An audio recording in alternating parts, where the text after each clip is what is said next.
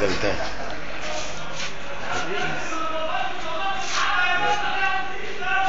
ابن الغالي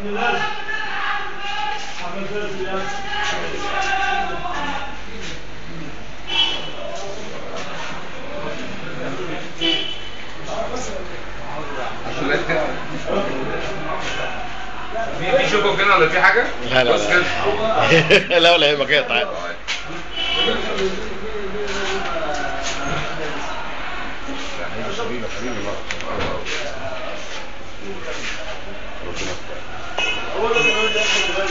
ده اللي شرف للبلد، مش تقول لي الكابتن راح فين يا عم احمد صبحي، ده اللي رمز البلد. فين احمد صبحي؟ يا رب اللهم امين. نكتة يا استاذ محمد.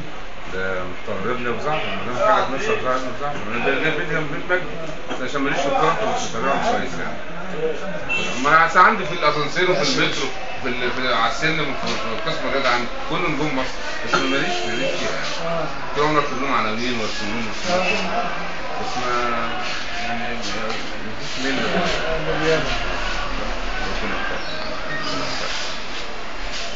شكرا استاذ. انت الكابتن احمد بقى معاكم بقى؟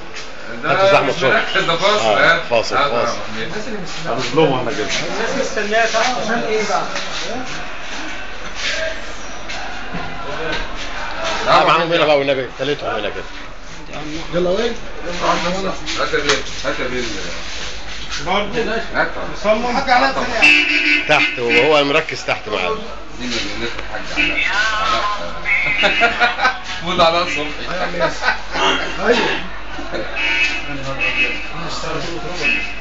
والله العظيم الفيلم لو انحرق ابو حافظ.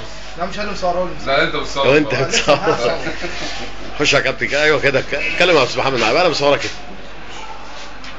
اول مره التقي بيه اول مره التقي بيه مش فاكر عن صبحي عاملين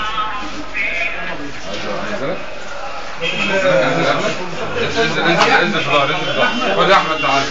حاج علاء تعالى بالظبط.